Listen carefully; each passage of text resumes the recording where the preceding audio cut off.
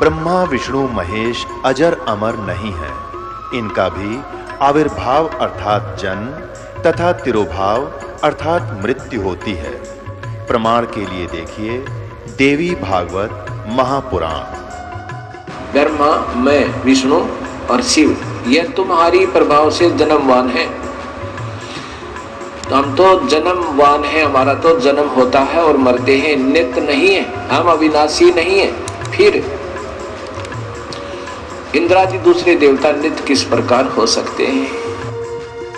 कृपया अवश्य सुनिए जगत गुरु तत्वदर्शी संत रामपाल जी महाराज के अमृत वचन।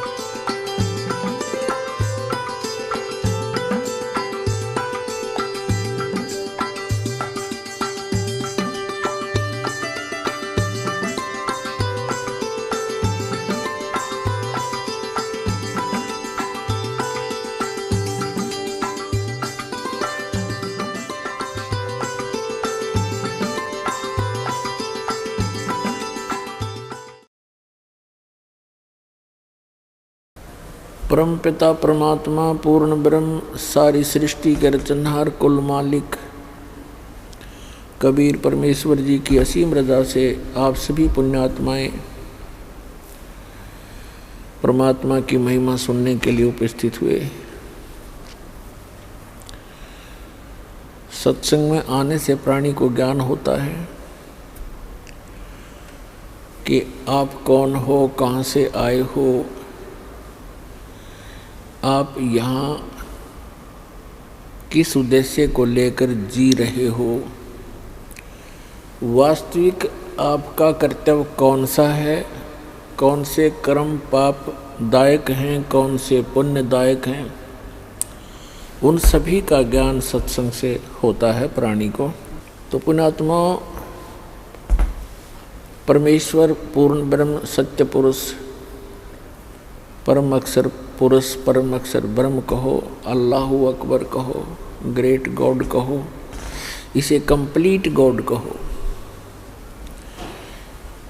ये पूरे ब्रह्मांडों का, संपूर्ण जगत का, सभी आत्माओं का ये जनक है, सबका क्रिएटर है।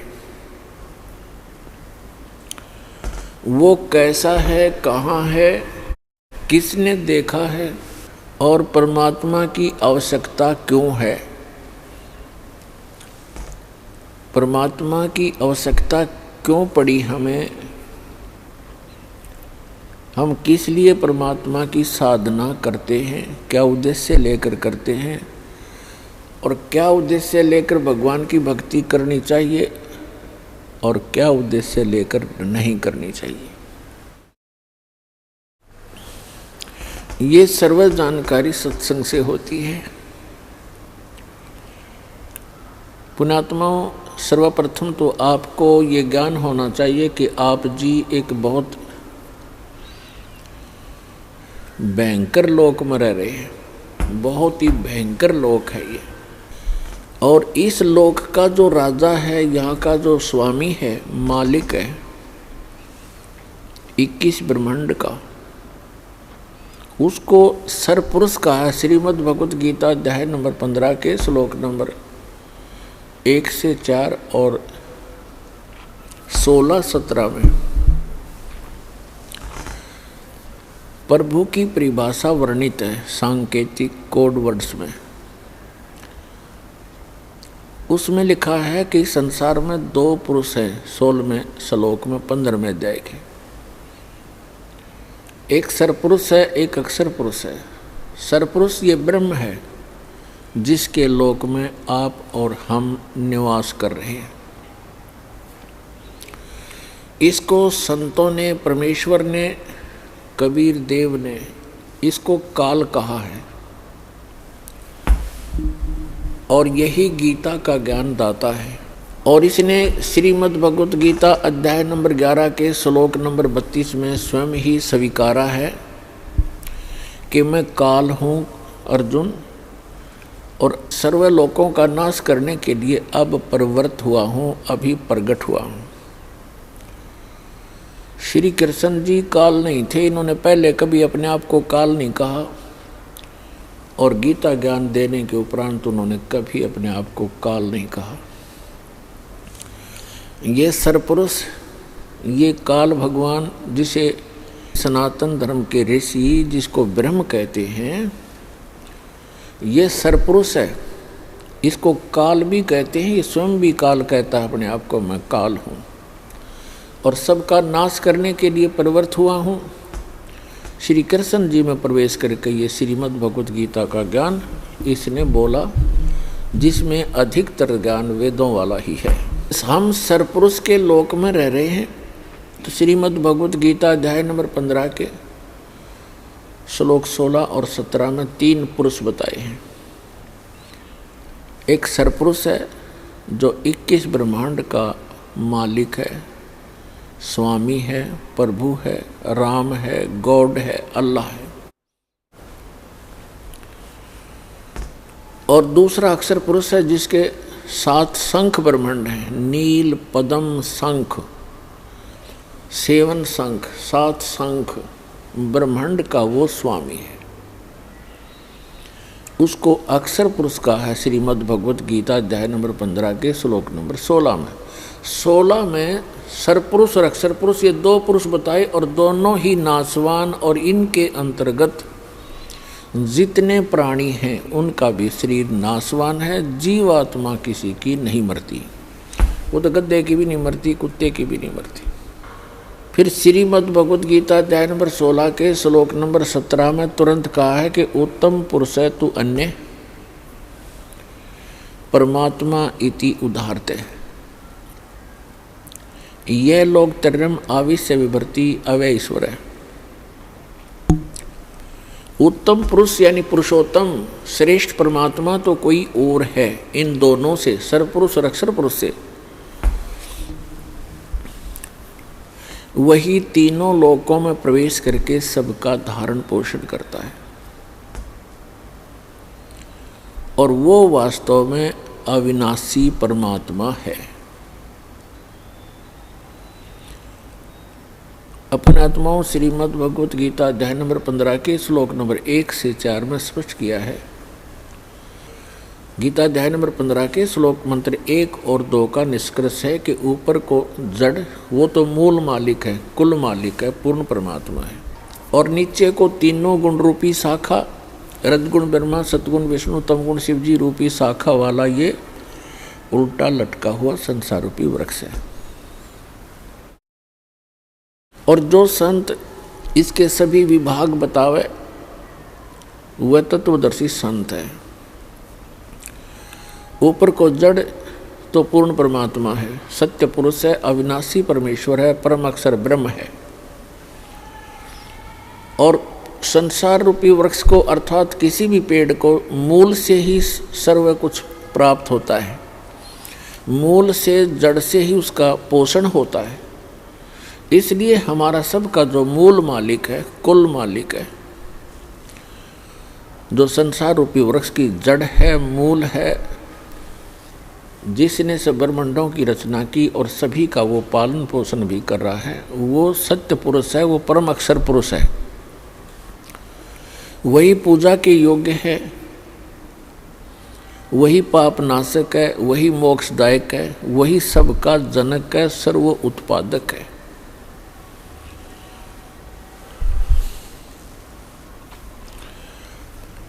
तो श्रीमद् भगवत गीता अध्याय नंबर 15 के श्लोक नंबर 1 में कहा है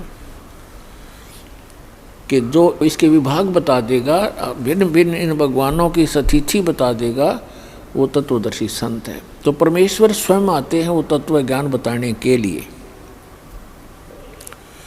अब वो परमेश्वर 600 वर्ष पहले आए थे बनारस के अंदर, भारतवर्ष की काशी नगर में। और वहाँ पर 120 वर्ष रहे थे, सहशरीर आए थे, सहशरीर वो चले गए थे। 120 वर्ष एक जनसाधारण की लीला की उन्होंने,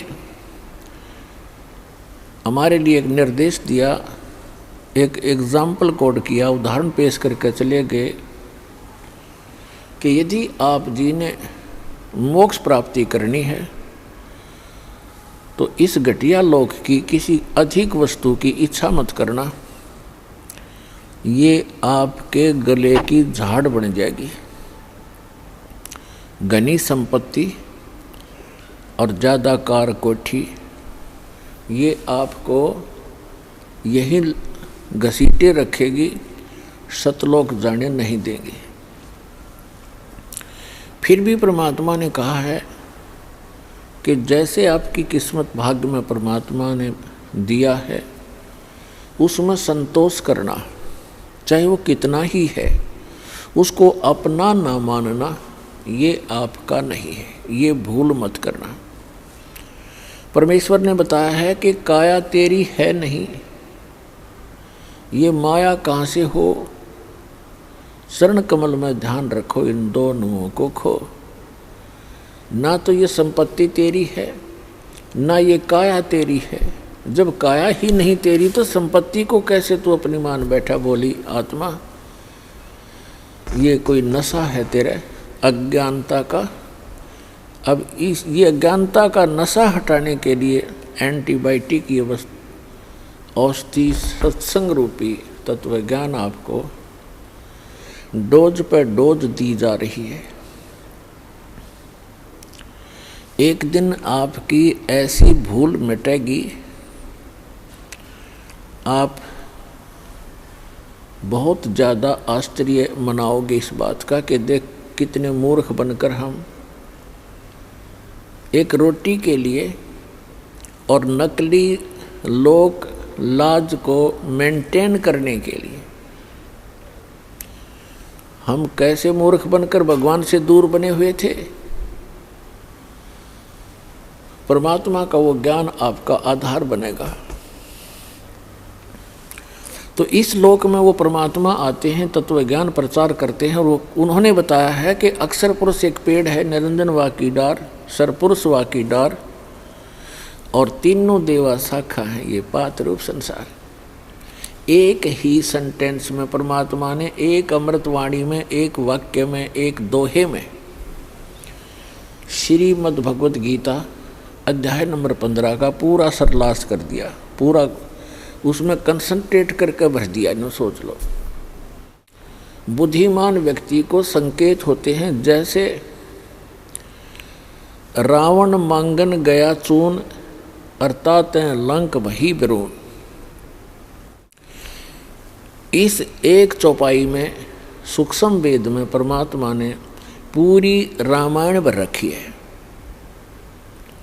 रावण मांगन गया चून और तात लंक वही बिरून, बिरून माने नाश हुआ। रावण आटा मांगने गया, जिस कारण से उसकी लंका का सर्वनाश हुआ। अब जिसने वो कथा कहानी सुन रखी है, राम कहानी, अब उसका माइंड एक सेकंड में पूरी स्टोरी में घूम गया। रावण ने कहाँ से आटा मांगा, किस पे मांगने गया, कौन थी वो सीता, श्री रामचंद्र की धर्मपत्नी। रामचंद्र कौन था, राजा दशरथ का पुत्र। रावण ने छल करके सीता उठाई थी और रावण के कुल का नाश हो गया था। वह रामायण का पूरा जो रामायण की कथा चित्रार्थ होगी हमारे दिमाग में। इसी प्रकार श्रीमद् भगवत गीता अध्याय नंबर 15 का श्लोक नंबर 1 में स्पष्ट है, 1 और 2 में, कि उल्टा लटका हुआ संसार रूपी वृक्ष है। इसमें परमात्मा ने अपनी सिंपल लैंग्वेज में बताया है, उस सूक्ष्म वेद में बताया है। एक ही सेंटेंस में पूरी सृष्टि रचना भर दी, पूरा डेफिनेशन ऑफ गॉड बता दी। अक्षर पुरुष एक पेड़ है, ट्री, एक ट्री है, और सरपुरुष वाकी डार, तीनों देवा, रजगुण ब्रह्मा, सतगुण विष्णु, तमगुण शिव जी, ये तीनों देवा शाखा हैं। और पात रूप संसार। वो परम अक्षर पुरुष कौन है? वो ये दास बताने के लिए भेजा है।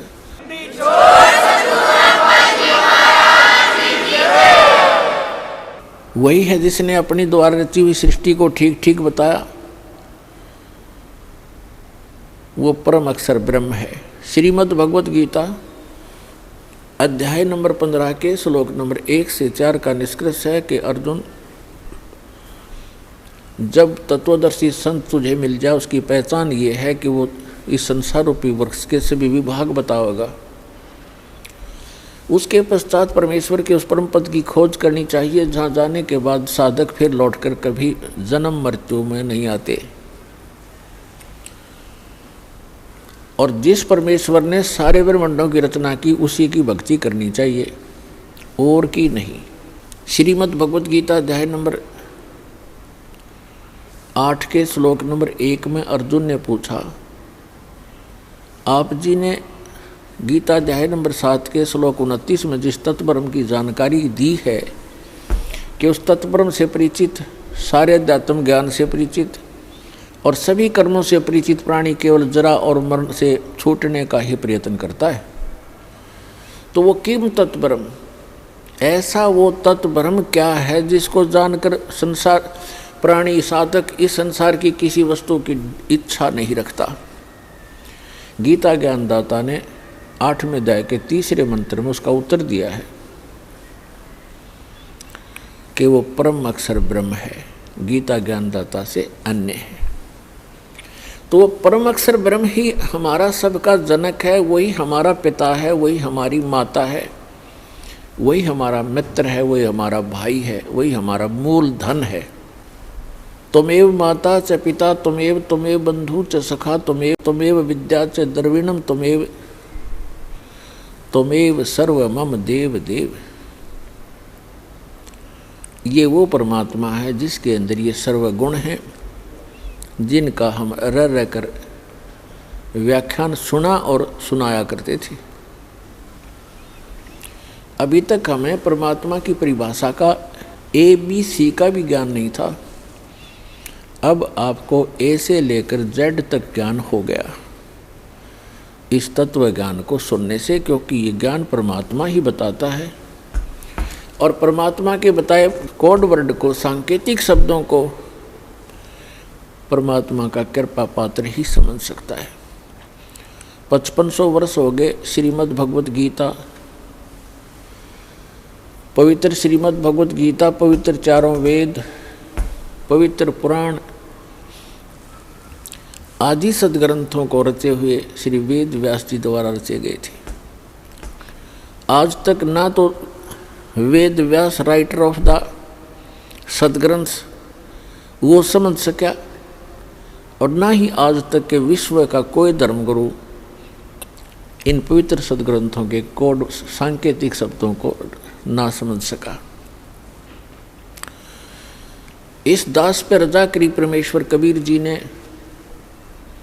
आप अपनी पुण्य आत्माओं के लिए ऐसे समय में जिस समय आप शिक्षित हो, सदग्रंथ हमारे जीवित हैं, अन्यथा ये 50-100 वर्ष के बाद ये सदग्रंथ आपके हाथों से निकल जाते।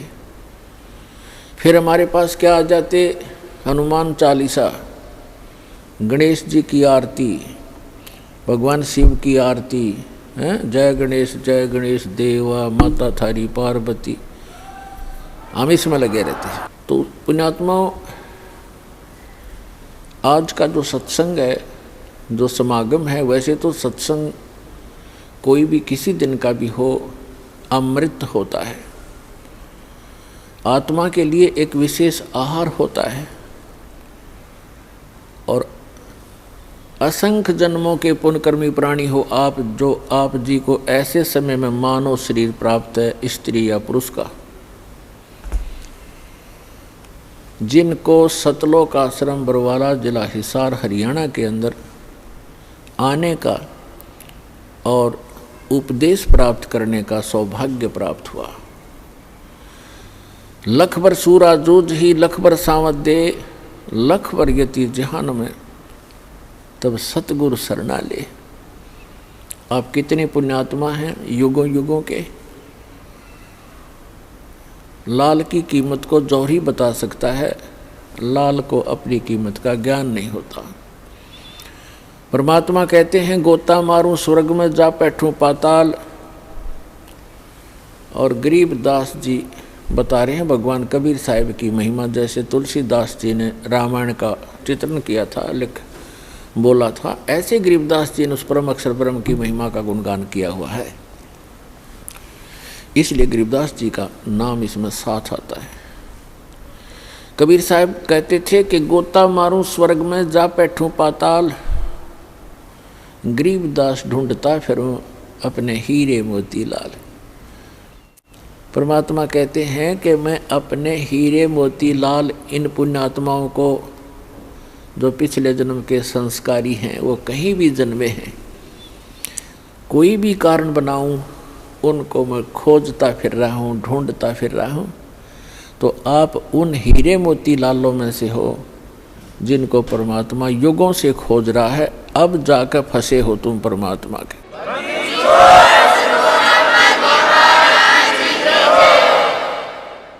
नहीं तो आप उस काल कसाई के फंसे थे, आज परमात्मा की जकड़ में आए हो पुण्यात्माओं। इस परमात्मा के जहाज से उतरना जाना, नहीं तो आप सदा के लिए बाउजल के अंदर बह जाओगे।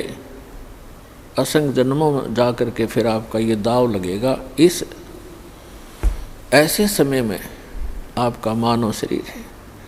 वैसे तो इस ज्ञान से बुद्धिमान मानव है, आज कोई अनजान नहीं है, बहुत बुद्धिमान मानव है। इस ज्ञान से शीघ्र ही आपको समझ में आ जाएगा ये क्या राज है, क्यों जन्मते हैं, क्यों मरते हैं। आज हम सब कुछ मान रहे हैं, पुत्र पुत्री हैं, संपत्ति संतान है, एक सेकंड में या तो संतान की मृत्यु हो जाती है या स्वयं ही संसार छोड़कर चला जाता है। व्हाट इज दिस, ये क्या है? तो ये समझ में आओगा थोड़े दिन में आपको ये इतना गंदा लोग दिखाई देगा, आपको अंदर से हेट हो जाएगी इसकी। जब तक यहाँ के अंदर से हेट नहीं होगी, अंदर से हेट का मतलब ये नहीं कि किसी से नफरत बनेगी, लेकिन इस जन्म मरण के जो कोल्लू में आप पड़े हुए हो, गिरे हुए हो रहट के अंदर, इससे नफरत हो जाएगी। ये क्या जीवन है? आज हम सारा लग रहे हैं ये जोड़ दूं, कोठी बना लूं, झूठ बोली, चोरी करी, रिश्वत खोरी करी, मिलावट किया, सारा दिन कर्म बिगाड़े, एक कोठी बना ली, एक कार ले ली, कल मृत्यु होगी और फिर गधा बना फिर वहाँ करोड़ियों पे। क्या है ये?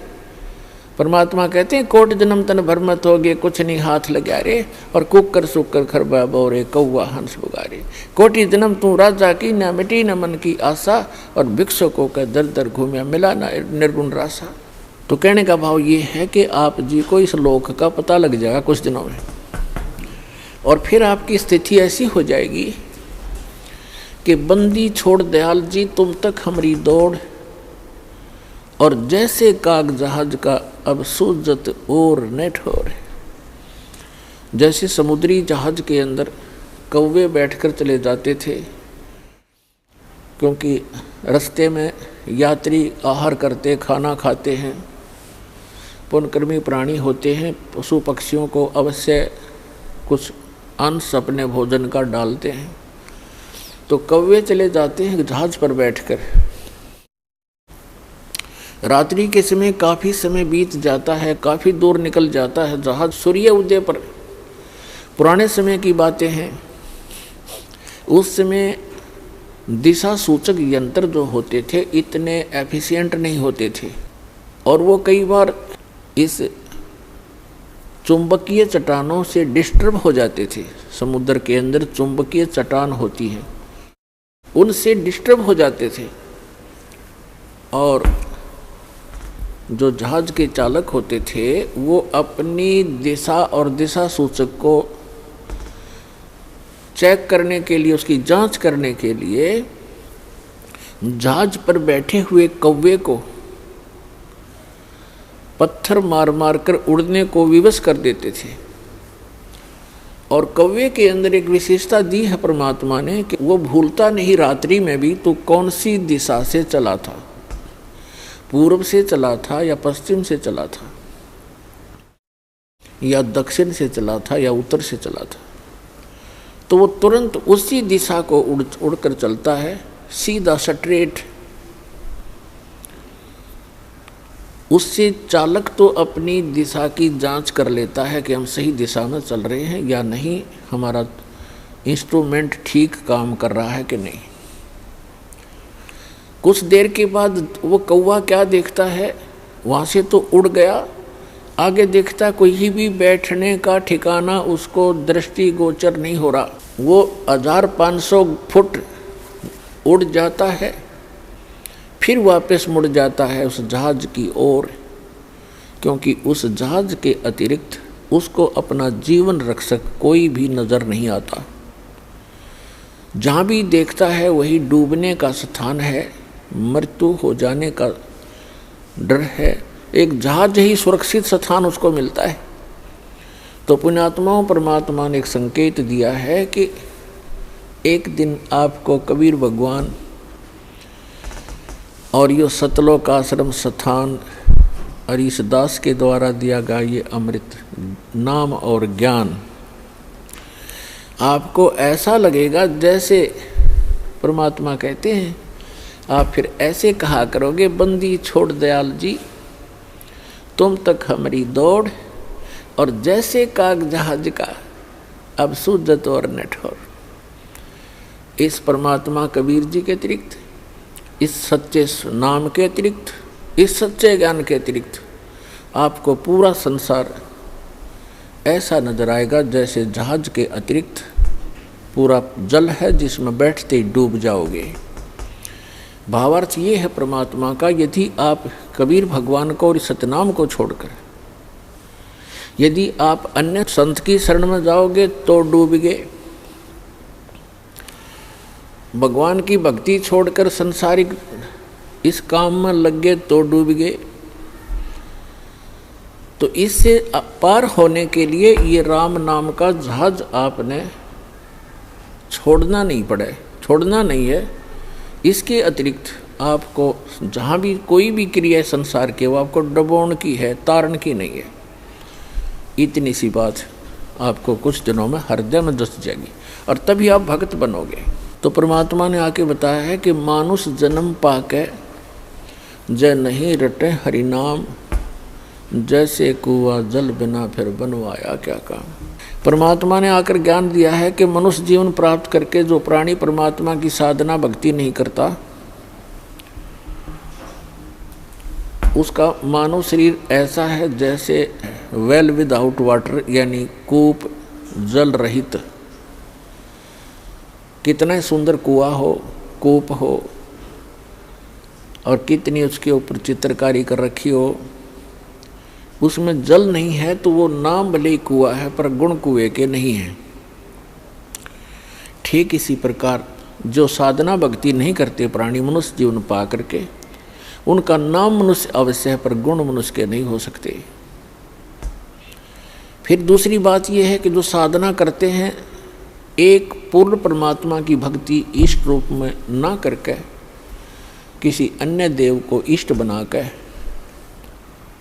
आन उपासना करते हैं, वो साधना करते करते भी फेल हैं, उनकी साधना भी व्यर्थ है। तो पुण्यात्मा, आज का वो शुभ दिन है, इस दास के जीव का उद्धार हुआ था और इस दास को उपदेश प्राप्त हुआ था, और उपदेश भी वो जिसको हम खोजते खोजते असंख्य युग हो गए थे, वो उपदेश सहज में प्राप्त हुआ था। वो दिन आज भी भूला नहीं जाता इस दास से। यदि हम अंग्रेजी महीनों में गिने तो 17 फरवरी सन 1988 का वो शुभ दिन, और वैसे फाल्गुन अमावस्या थी जो आज फाल्गुन अमावस्या है, ये शुभ दिन। और इस समागम के अंदर एक दो विशेषताएं हैं। एक तो दास का आध्यात्मिक जन्म हुआ। परमात्मा की वाणी में लिखा है कि जिस दिन सतगुरु भेंटिया सो दिन लेखे जान, बाकी जन्म गंवा दिया व्यर्थ गया बिना गुरु के नाम। जब तक आपको उपदेश नहीं मिलता मनुष्य शरीरधारी प्राणी को, तब तक आपका जीवन मनुष्य का नहीं है। अन्य पशु पक्षियों जैसी ही हम क्रियाएं कर रहे होते हैं, वो मनुष्य जीवन नहीं है। जिस दिन से आपको गुरु प्राप्त होता है, सच्चा गुरु, सतगुरु और सत साधना, उस दिन आपकी आत्मा का जन्म समझ लो पुनर्जन्म, आपका मानव का जन्म स्टार्ट होता है। जिस दिन सतगुरु भेंटिया सो दिन लेखे जान, और बाकी समय व्यर्थ गया गंवा दिया बिना गुरु के ज्ञान। तो दास को ये उपदेश प्राप्त हुआ, ये वो शुभ दिन है। और दूसरा इस समागम का महत्व है कि अमावस्या के तुरंत बाद जो एकम आती है, प्रथमा, उस दिन सन 1997 में इस दास को परम अक्षर ब्रह्म पूर्ण परमात्मा सत्य पुरुष कबीर देव जी ने दर्शन दिए और इस समय को जो कि उन्होंने निर्धारित किया हुआ था उसको बताया कि सार्थक समय है, अब इस सार नाम का दान करना प्रारंभ कर दे। तो पुण्यात्माओं, इस समागम के अंदर ये दो महत्वपूर्ण घटनाएं दास के जीवन में घटी हैं।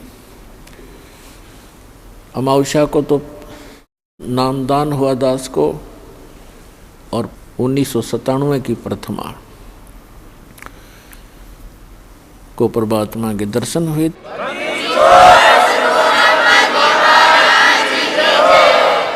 इस सतनाम को और सारनाम को गुप्त रखना था, और इतना इम्पोर्टेंट मंत्र है ये, इसको अभी तक डिस्क्लोज नहीं करना था। दास का भी दिल धड़क रहा था कि कहीं मैं गलत समय पर इसको सार्वजनिक ना कर दूं। सन 1994 में दास को नाम दान करने का आदेश मिला था पूज्य गुरुदेव से। तो 1997 तक दास ने कुछ एक को ये सार नाम दिया था, नहीं तो नहीं दिया था। मुझे हिचका हुआ देखकर परमात्मा को आना पड़ा, क्योंकि वो आपके लिए भटक रहे हैं। हम तो जीव हैं, जीव तो जीव जितनी सोच ही रखता है। तो पुण्यात्माओं, आज तक परमात्मा ने सतनाम और सारनाम की कितने छींट भी नहीं लगने दी किसी व्यक्ति को, इसकी भाप भी नहीं आने दी किसी तक। आदरणीय नानक साहिब जी को सतनाम प्राप्त हुआ था, लेकिन उनको सख्त हिदायत दे दी थी कि अभी डिस्क्लोज मत करना, नहीं तो मेरा सारा मिशन खराब हो जाएगा, परमात्मा कबीर जी ने कहा था। ऐसे आदरणीय धर्मदास साहिब जी को परमात्मा मिले थे, सचखंड सतलोक लेकर गए थे, फिर उनको सतनाम और सारनाम प्रदान कर दिया था, प्रथम मंत्र भी दिया था। उनसे भी प्रतिज्ञा करा ली थी कि धर्मदास मेरी लाख दुहाई, ये मूल ज्ञान की तबार ना जाए। फिर कहा कि धर्मदास मेरी लाख दुहाई, ये सार शब्द कहीं बाहर ना जाए। ये मूल ज्ञान और सार शब्द बार जो पढ़ी, ये बिचली पीढ़ी हंस नहीं तरही। आप उस बिचली पीढ़ी में जन्मे हो जिसके लिए परमात्मा इस भक्ति को संभाल के रखे हुए था, और आपके लिए पिटारा खोल दिया, खजाना खोल दिया परमात्मा ने।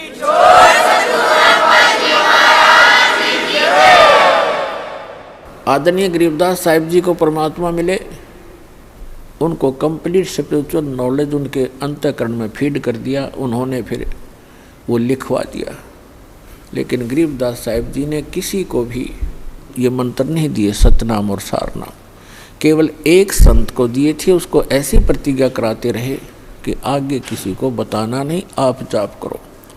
केवल एक संत को बताना है, उत्तराधिकारी आपका तो वो परंपरा चलती चलती मेरे पूज्य गुरुदेव जी के पास आई, उनसे आगे इस दास को प्राप्त हुई, जो आज परमात्मा ने इस बीज को बखेर दिया और पूरे विश्व को ये नाम अब देने का आदेश है।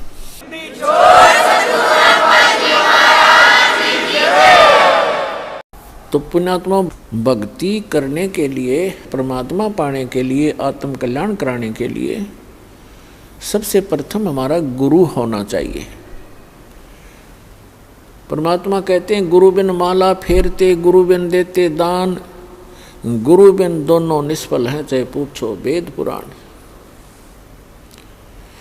पूर्ण संत के बिना, सतगुरु के बिना यदि आप जी नाम जाप भी करते हैं और कोई दान धर्म भी करते हैं, वो आपका व्यर्थ है। फिर उदाहरण देते हैं कि राम कृष्ण से कौन बड़ो, उन्हों भी गुरु कीन, और 3 लोग के वे धनी, गुरु आगे अधीन। परमात्मा हमें याद दिलाते हैं कि गुरु के बिना यदि कोई साधना करता है वो व्यर्थ है, दान धर्म करता है वो भी व्यर्थ है। फिर उदाहरण देते हैं कि कोई अपने आप में ये समझे कि गुरु की शरण में जाना आवश्यक नहीं है, तो आप जी यानी विशेषकर सनातनी लोग, हिंदू धर्म के व्यक्ति श्री राम और श्री कृष्ण जी को सुप्रीम पावर मानते थे। तो परमात्मा ने उन्हीं का उदाहरण देकर बताया है कि राम कृष्ण से कौन बड़ो, उन्हों भी गुरु कीन, और 3 लोग के वे धनी, गुरु आगे अधीन। श्री राम और श्री कृष्ण जी ने भी गुरु धारण किए, तो आप अपनी सतीथि से परिचित हो जाना कि आपका कैसे गुजारा होगा, आपका निर्वाह कैसे होगा बिना गुरु बनाए और भक्ति किए। उन्होंने भक्ति की, उन्होंने गुरु भी बनाए, तो आप जी जिनको भगवान मान रहे हो। तो पुण्यात्माओं, बुद्धिमान को संकेत पर्याप्त होता है। परमेश्वर कबीर जी ने कहा था कि 3 लोक सब राम जपत हैं, जान मुक्ति को धाम, और वशिष्ठ मुनि ने श्री राम को दिया ओम नाम। क्या बताते हैं कि आप जी तो श्री रामचंद्र जी पुत्र दशरथ जी को एक भगवान मानकर उसकी पूजा करते हो, और कहते हैं 3 लोक सब राम जपत हैं, रामचंद्र, श्री राम, सीताराम, और जान मुक्ति को धाम। श्री राम वशिष्ठ गुरु कियो, और उनको भी दीनो ओम नाम। रामचंद्र जी तो ओम नाम जप पर, तुम राम राम जपो, देख दो अगली बात तुम्हारी। कबीर साहब कहते हैं देखो भाई अकल का टोटा, ये अकल का टोटा न्यों बताया, बगैर ज्ञान के इंसान ऐसे भ्रमित है। फिर बताते हैं अपनी महिमा आप ही सुनाते हैं, दूसरा कोई है नहीं जिसके ऊपर परमात्मा उस एग्जाम्पल कोड करें। आप आरती, आप साजे, आप किंगर, आप बाजे, आप ताल झान झनकारा, आप नचे, आप देखन हारा, कहे कबीर ऐसी आरती गाऊं, आप मध्य आप सुनाऊं। तो क्या बताते हैं कबीर साहब, कहते हैं कि सद्गुरु के उपदेश का लाया एक विचार, जय सतगुरु मिलते नहीं तो जाते नरक द्वार। नरक द्वार में दूत सब करते खेचातान, उनसे कभू न छूटता फिर फिरता चारों खान। 4 खानी में भरमता कभू न लगता पार, सो फेरा सब मिट गया मेरे सतगुरु के उपकार। 7 समुद्र की मसी करूं, लेखनी करूं बन राय, धरती का कागज करूं, गुरु गुण लिख्यो न जाए। पुण्यात्माओं, आप बालक हो, बच्चे हो, बिल्कुल नादान बालक, जो ये भी नहीं जानता कि मैं जिस गड्ढे में गिरने जा रहा हूँ ये मेरी मृत्यु का कारण बन सकता है।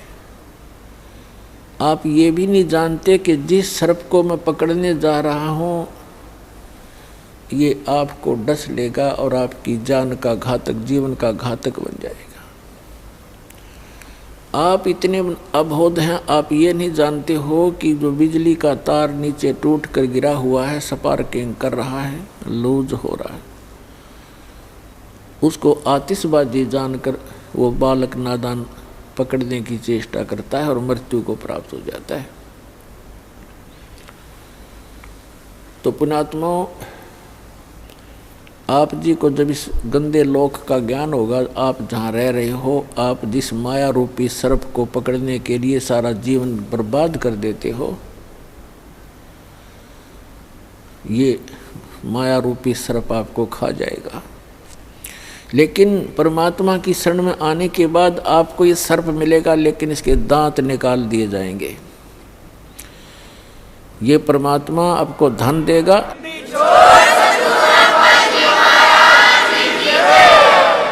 आपको 1 नंबर से धन देगा, क्योंकि फिर ये आपको डसेगा नहीं। 2 नंबर से कमाया हुआ धन आपके लिए सर्प बन जाता है, और 1 नंबर से कमाया हुआ और दान धर्म के द्वारा प्रतिफल से प्राप्त किया हुआ धन, उस माया के फिर दांत निकाल दिए जाते हैं, वो डसती नहीं। तो आपको ऐसे तरीके से धनी बनाया जाएगा, फिर इस माया से परिचित कराया जाएगा कि सर्व सोने की लंका थी वह रावण से रणधीरम, एक पलक में राज बिराजी जम के पड़े जंजीरम। इस माया ने के चाटांगे जोड़ जोड़ के दर भी दी, यहाँ पर हम चले गए, पाछे में हमारी सी निकम्मी संतान पैदा हो जा, वो पाप कर्म तो हमारे पल्ले लिखे गए और फूकेंगे वो बाद वाले। बच्चे की किस्मत वो साथ लिखा कर लाता है, उसको उतना ही मिलेगा। यदि इस परमात्मा की शरण में उसको जोड़ दिया तो वो जो उसको आवश्यक होगा वो सारा मिलेगा। हमने इस उद्देश्य से अपने कर्म नहीं बिगाड़ने चाहिए कि अपने बेटे और बेटियों को धनी बनाऊं, मैं चाहे नरक में जाऊं। इसको कहते हैं आप स्पार्किंग वाले तार को पकड़ने जा रहे होते हो, पकड़ रहे होते हो। अब क्या बताया है कि आप इतने बालक हो, परमात्मा ने इन 3-4 अमृतवाणी में क्या बताया है कि परमात्मा स्वरूप संत, परमात्मा के कृपा पात्र उस सतगुरु से जो उपदेश मिल जाता है, फिर आपको ये बातें याद आवेंगी कि हे परमात्मा, जब कितना कहर हमारे ऊपर टूट पड़ता यदि ये नाम ना मिलता। परमात्मा कहते हैं कि सतगुरु के उपदेश का लाया एक विचार, और जय सतगुरु मिलते नहीं जाते नरक द्वार। ओए होए, पुण्यात्माओं, हमारे को मिसगाइड कर रखा है यहाँ पर।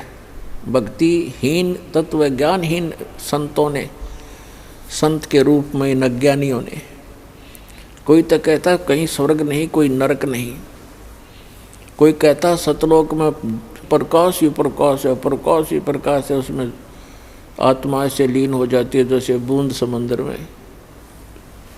इनको कहते हैं नीम हकीम खतराए जान, little knowledge is the dangerous thing.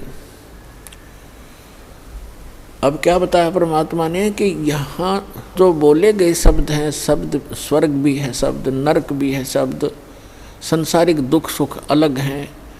तो ये अज्ञानी लोग कहते हैं कि यही स्वर्ग है, यही नरक है, जो यहाँ दुखी है वो नरक भोग रहा है, सुखी है वो स्वर्ग भोग रहा है। नहीं, ये तो बालकों के मन गढ़ंत चुटकले होते हैं, कहानियाँ होती हैं।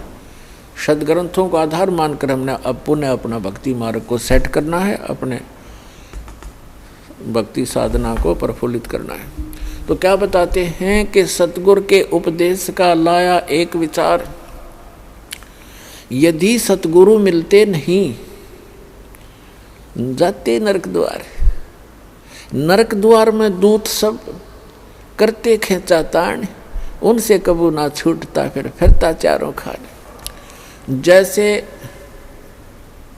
नरक में जब डाला जाता है इन प्राणियों को, उस समय उसके भयंकर दुख को देखकर, उसकी षड्हांत को देखकर वो वापस भागते हैं, क्योंकि लाखों की संख्या में ठोके जाते हैं उसमें, और वो वापस भागते हैं। पीछे यम के दूत बड़े बड़े भाले, छुर्रे, तलवार, मुगदर, ये गदा लिए खड़े होते हैं।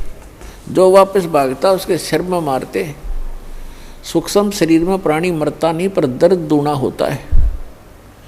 उनको ऐसे ठोका जाता जैसे पशु को फाटक में रोका करते हैं, लठ मार मार के, और फिर उसमें पटक देते हैं।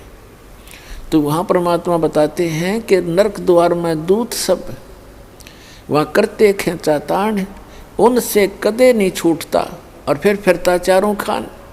फिर उससे निकल कर नरक का जो समय भोग कर फिर बाहर आता तो 84 लाख प्रकार के इन प्राणियों के शरीरों में कुत्ते, गधे, सूअर, गंदी नाली के कीड़े, पशु पक्षी, जलचर, ये कष्ट और भोगने पड़ते हैं। और इस परमात्मा के सच्चे नाम से, सतगुरु की शरण में आने से ये सारे दुख बाईपास निकल गया आपके। अब विचार करके देखना पुण्यात्मा, अभी तो आपने पता नहीं इस अध्यात्म ज्ञान का, आपने लोक वेद सुना है, दंत कथाएं सुनी है, फिर मानव शरीर में जिसको जरा सा थोड़ा सा सुख है उसने भगवान की हो सकता ही नहीं। और जब कैर टूट जाते हैं फिर भगवान की खोज शुरू होती है, तो ये नकली संतान की कमी नहीं, इनको ब्रह्मांड करवा देता है ये काल। लुटपेट कर आखिर में ये नास्तिक हो जाते हैं या मृत्यु को प्राप्त हो जाते हैं। दो ऑप्शन छोड़ता है। अब आपको परमात्मा मिले हैं, आपके अपने पिता मिले हैं। माता पिता कभी अपने बच्चे को दुख नहीं देगा, चाहे आप कितना दुखी हो ले। तो आपको वो परमात्मा अब मिले हैं, वो पिता मिले हैं आपके। आप इसकी मर्यादा में रहना और इस जहाज से उतर मत जाना, फिर आप देखना आपको कैसे सुख देगा। क्या बताते हैं कि मानत नामन मोरा साधो, मानत नामन मोरा रे, बार बार मैं ये समझाऊं जग में जीवन थोड़ा रे। फिर क्या बताते हैं, कहते हैं शरण पड़े को गुरु संभाले, शरण पड़े को गुरु संभाले, जान के बालक भोला रे। कह कबीर तुम चरण चित राखो, ज्यों सुई में डोरा रे। अब देखो परमात्मा कहते हैं कि आपको भगवान यानी दास को तो निमित्त बना रखा है, सारा का सारा कार्य वो कबीर भगवान कर रहे हैं, आपका पिताजी।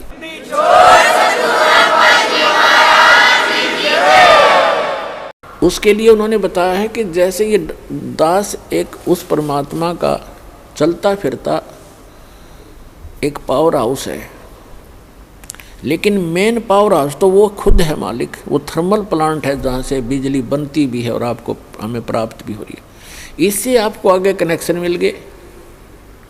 जैसे आप कोई मोबाइल कनेक्शन ले लेते हो, कोई तार नहीं, कोई कनेक्शन जोड़ा दिखता नहीं और सारा काम कर रहा है, और जिस दिन आप उसका बिल नहीं भरोगे तो कनेक्शन ऑटोमेटिक वहीं से कट जाएगा, आपको बताने की जरूरत नहीं पड़ेगी।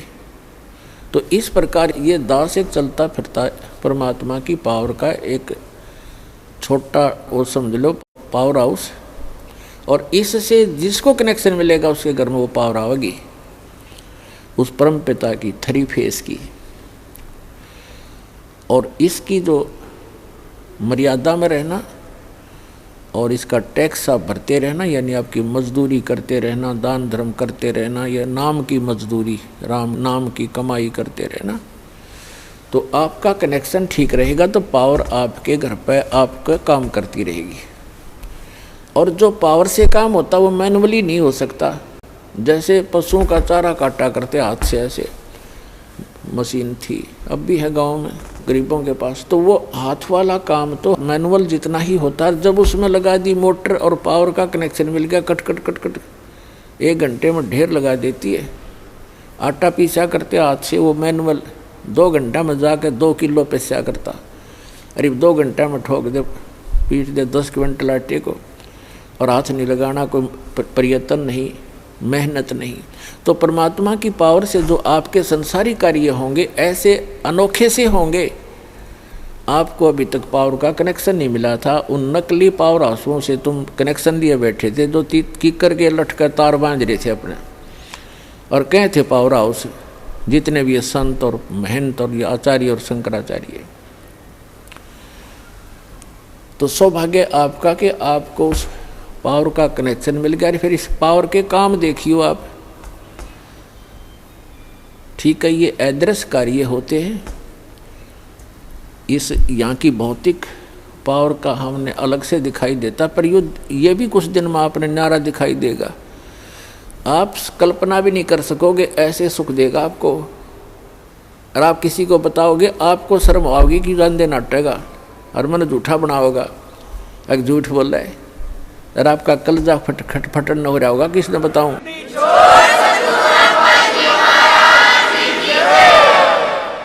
तो प्रसंग चल रहा है कि सतगुरु के उपदेश का लाया एक विचार, जय सतगुरु मिलते नहीं हम जाते नरक द्वार।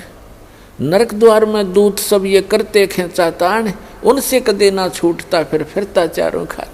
चार खानी में भरमता, 84 लाख योनियों में गधे कुत्ते सुअर की योनि भोगता, और कभू न लगता पार, 100 फेरा सब मिट गया मेरे सतगुरु के उपकार।